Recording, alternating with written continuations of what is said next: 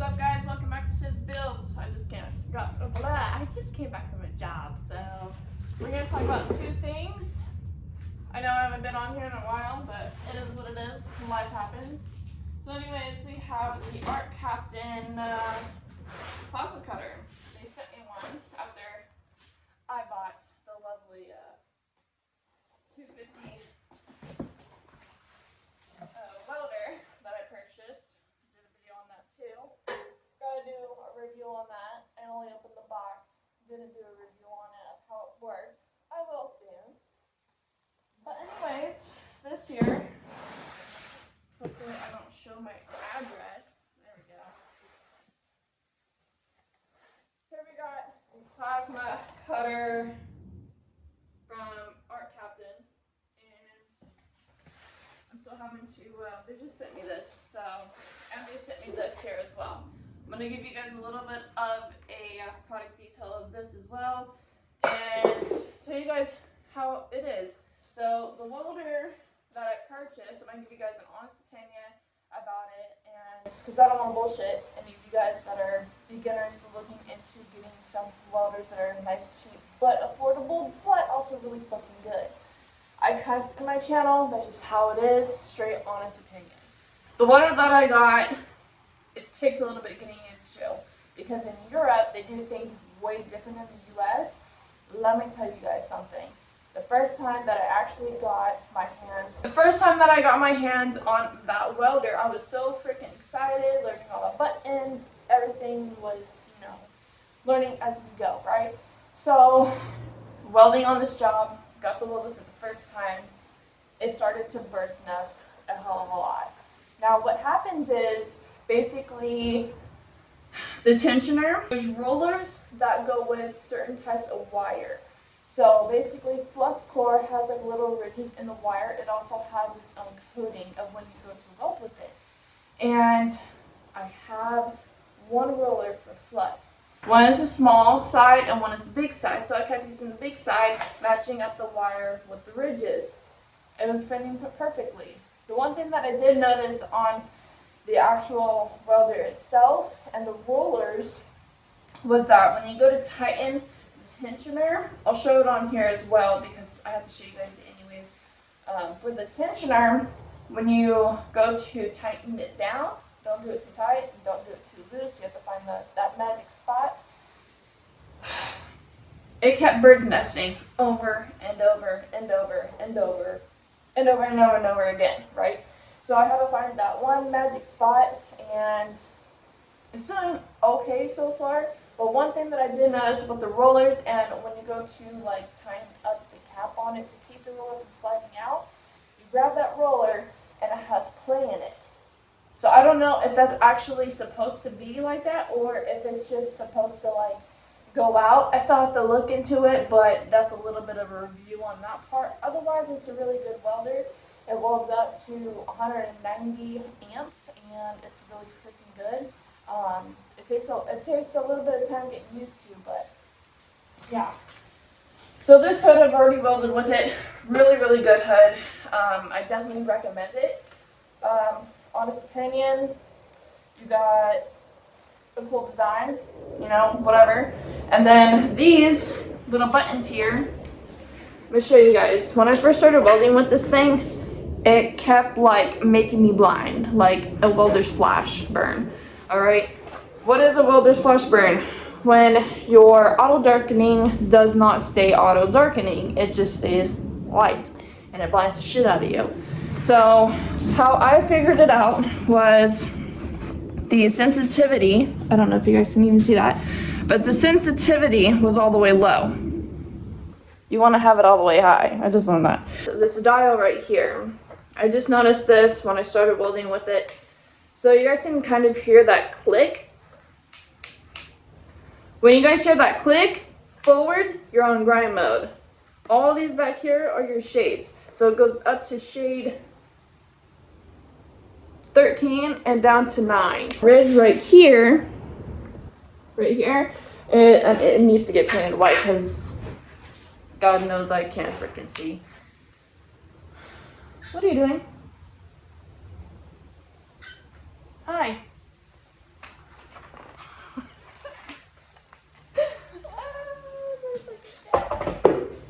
This is my shop cat. My shop kitty. I call him my shop kitty because he got rescued from a tree and he's just been staying with me ever since. So anyways, let's get back to, are you going to help me take it out? You're just going to mess with the box? Is that what you're going to do? Okay. So what we have here is a torch, that's a plasma torch. I also took that out. We got the gas hose, we got hose clamps. We also have the ground. Yes. I'm sorry, he's just... Okay. Got the ground for the plasma. We got a nice little baggie for the plasma. We didn't get that in the other ones. We got a nice little strap. I plan on taking this out to the field with me other than using my torch. So we're going to see how that goes. I'm also getting an air compressor too for my truck. That way I can do a bunch of other stuff. Oh, this is tiny. I'm getting an air compressor for my truck. So, supposedly this can cut up to 1 inch. I don't know how true that is. So this is tiny. Jesus. My God. Why do I sound like that? Oh my God. I have a, what is this? An Eastwood VersaCut 40. Look at this. Look at this. It's so tiny. Let's get into this little package here. Look at what this thing, how it does. We got my stingers. Okay, that was weird. Okay, so we got that. We put the plasma in there, and then maybe I have it on backward. I don't know. Oh yeah, I do. I have it backwards. Okay. All right. Well, that's kind of cool. You can put your thing over here, like this, right? And then you can hold it. Oh, that's kind of cool. All right. This is nice. And then you can obviously put the cover over the handle. All right. So here's the ground.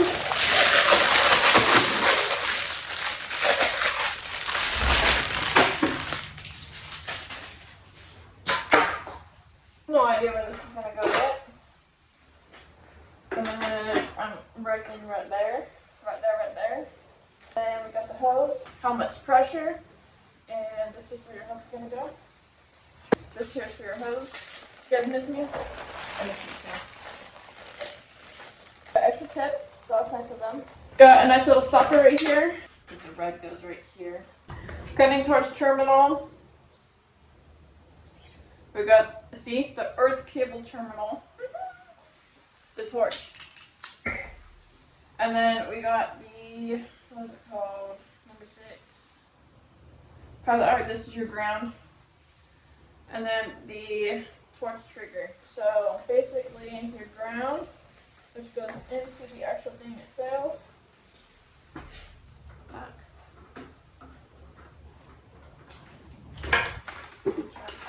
so the ground goes up there, and then this goes down here.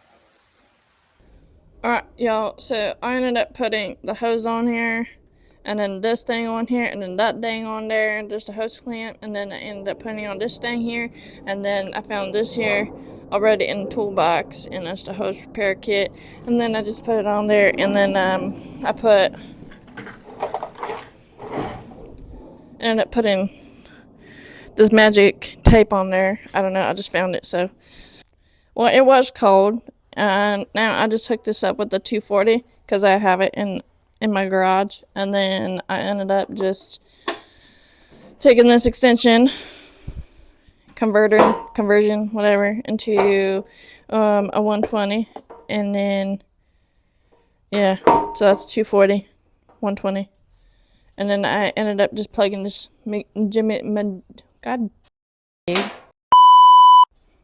So I'm gonna plug this in to this little itty bitty jiggy. I gotta figure out what the hell is causing that. So we're just doing random shit here. So I don't know what the fuck I'm doing. Turn on the air compressor.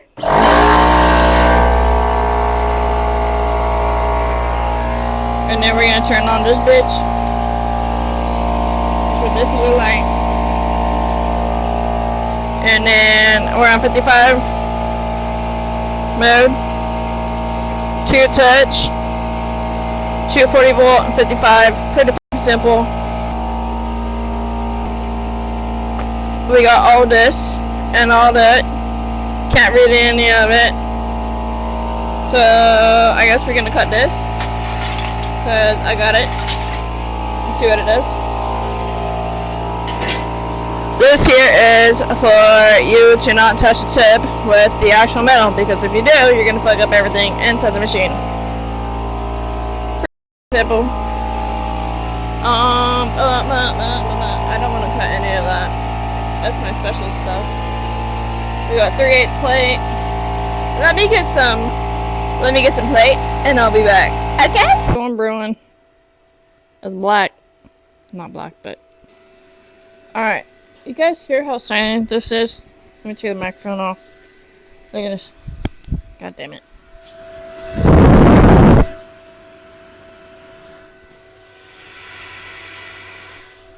That is a very, very silent. Very. Disconnected. I don't know. Very silent plasma cutter. I have 3/4, or I'm sorry, 1/2 inch, 3/8. Got some stainless from a previous project from like 2 years ago, and then got some of this bullshit. So we're gonna just do it. I don't even know where the fuck to put this thing. I'm gonna wear this arc welder, arc Captain hood. Is connected by a hair clip or hairstyles, but I use it as a daily thing because I don't like bulgy. Don't even think about it. Air. Put it all the way up.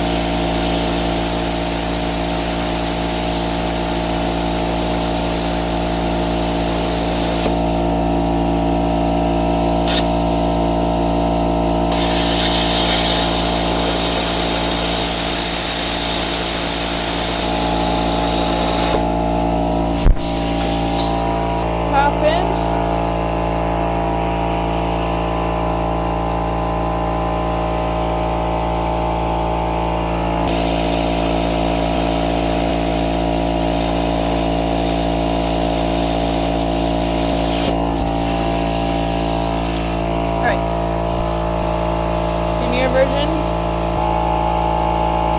Let's bring it down to, I don't know, 25.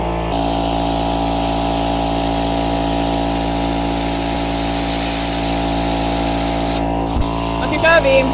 Could use a little bit more air on my end, but not too bad.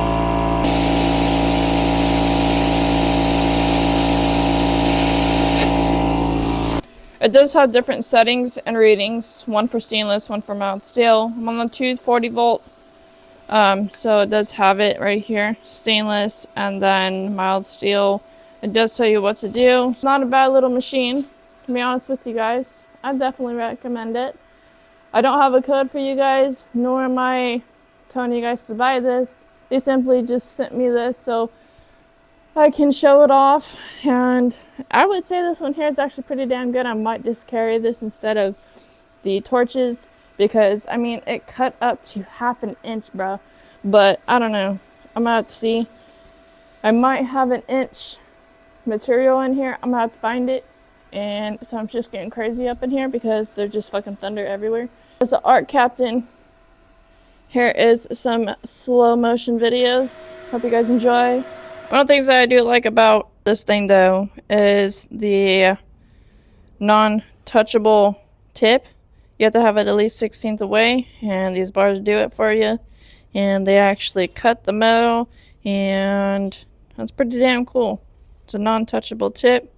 Doesn't ruin them. Have the pressure all the way up, amps all the way up, whatever, for the cutting. The pressure all the way up on the air cannot cut an inch.